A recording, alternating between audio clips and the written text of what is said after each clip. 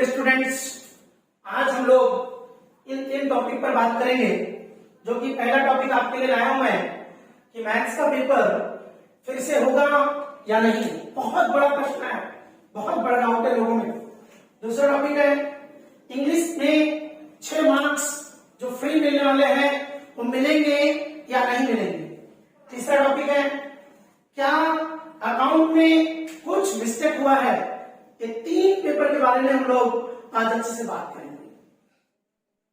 सबसे पहले मैथ्स का पेपर फिर से होगा कि नहीं। तो मैं आपको स्पष्ट रूप से बताऊं कि मैथ्स का पेपर आपने सुना होगा सुबह 10:30 बजे कुछ जगहों पर कुछ असामाजिक तत्वों ने व्हाट्सएप के माध्यम से इस पेपर को लीक कर दिया था, मतलब सर्कुलेट कर दिया था।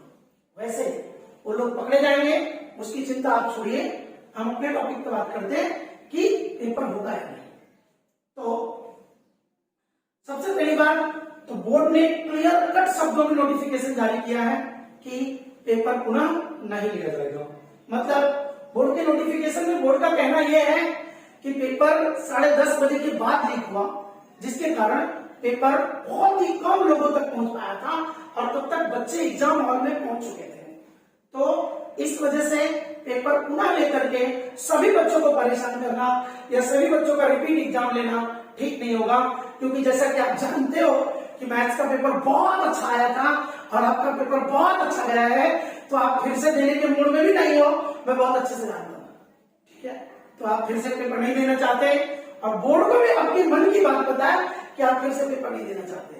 आज मैं इसीलिए डाउट क्लियर करने आया आपके बीच में, कारण काफी बच्चों के, मेरे विद्यार्थियों के भी और भी कई लोग मुझसे पूछ रहे थे कि गांव का टिकट निकालूं, गांव जाऊं, घूमने जाऊं, क्या करूं, मैथ्स का पेपर फिर से तो नहीं होने वाला है, तो सर आप इस पर कुछ बताइए। तो हमने कहा कि एक ही बात में बता देता हूं मैं लोगों का और डाउट क्लियर हो जाए। अगला डाउट है, सबसे बड़ा प्रश्न चिन्ह है कि इंग्लिश में 3 क्वेश्चन रॉन्ग आ गए थे, तो तीनों 2-2 मार्क्स थे। तो वो 6 मार्क्स सबको मिलेंगे या किसे मिलेंगे किसे नहीं मिलेंगे, इस प्रश्न का डाउट मैं आपको क्लियर करता हूं। सबसे पहली बात आप याद रखिए, जिन्होंने ये तीनों प्रश्न अटेम्प्ट किया था, ये बोर्ड का क्लियर कट नोटिफिकेशन है। अगर तीनों प्रश्न बच्चे ने अटेम्प्ट किया है, लिखा है, तो ही हम उसे मार्क्स देंगे। हमारे पेरेंट्स एसोसिएशन ने महाराष्ट्र एजुकेशन डिपार्टमेंट से मांग किया था कि सबको दिया जाए, तो जिसने नहीं अटेम्प्ट किया है या जिसने अटेम्प्ट किया है उसको भी दिया जाए। लेकिन महाराष्ट्र सरकार ने, एजुकेशन डिपार्टमेंट ने क्लियर कट कहा है कि नहीं, जिन बच्चों ने उन क्वेश्चंस को टच किया है या कॉपी में लिखा है, सिर्फ उन्हें ही मार्क्स 6 मार्क्स दिए जाएंगे। इसलिए आपको बार बार कहा जाता है, मैं तो अपने बच्चों को कहता ही हूं, बाकी टीचर्स भी अपने बच्चों को कहते हैं कि एक भी क्वेश्चन छोड़ना मत। कहते हैं ना लोग कि पेपर कंप्लीट लिख कर आना, नहीं आता है तो भी लिख कर आना, ये भी हम लोग कहते हैं। बट जो लोग छोड़े होंगे उनको ये प्रॉब्लम हो सकती है, बट जिन्होंने उसको टच किया होगा, उस क्वेश्चन नंबर डाल करके खाली जो दिया था वही लिख दिया होगा, तो उन्हें 6 मार्क्स पूरे मिलेंगे। ये उनके लिए बहुत बड़ी खुशखबरी है। 6 मार्क्स इंग्लिश में आपके लिए फ्री। वैसे भी साल भर आप इंग्लिश में ध्यान देते रहे तो 6 नंबर मिल करके आपके पास होने की संभावना और अच्छे मार्क्स आने की संभावना, दोनों ही संभावनाएं बहुत अधिक बढ़ जाती है। अब अगला क्वेश्चन, अगला डाउट है कि क्या अकाउंट के पेपर में मिस्टेक हुआ है। बहुत बड़ा प्रश्न है, कई विद्यार्थियों के मन में डाउट चल रहा है, कई बच्चे मुझसे भी पूछे।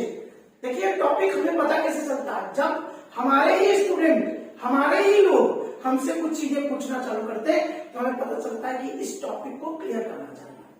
तो टॉपिक ये था अकाउंट में question number 3 bills of exchange. Bills of exchange में अगर आपके पास अकाउंट का पेपर होगा राजेश और सुलोचना, जिसमें राजेश ड्रावर है और सुलोचना ड्रावी है, आपको अच्छे से पता होगा कि 25,000 का बिल ड्रॉ हुआ था। 25,000 का सामान बेचा गया था और 25,000 का बिल ड्रॉ हुआ। 25,000 का बिल ड्रॉ होने के बाद वो डिस्काउंट किया डिस्काउंट होने के बाद में सुलोचना ने राजेश को रिक्वेस्ट किया कि मैं ये बिल का पेमेंट नहीं कर पाऊंगी, जिस वजह से वो बिल डिसऑनर होता है, मतलब रिन्यू किया जाता है। तो रिन्यू करते समय सुलोचना ने कहा कि एक्सेप्ट 5000 विथ इंटरेस्ट ऑफ 1000। यही पे कंफ्यूजन है बच्चों। एक्सेप्ट 5000 विथ इंटरेस्ट, इंक्लूडिंग शब्द का प्रयोग क्या है, इंक्लूडिंग 1000 फॉर इंटरेस्ट। अब ध्यान से देखिएगा, 25,000 का बिल था, आपने कितना पेमेंट लिया, 5,000 पेमेंट लिया। 5,000 पेमेंट में 1,000 इंटरेस्ट का था। ध्यान से सोचिएगा, तो आपके बिल का पेमेंट सिर्फ 4,000 का ही हुआ है।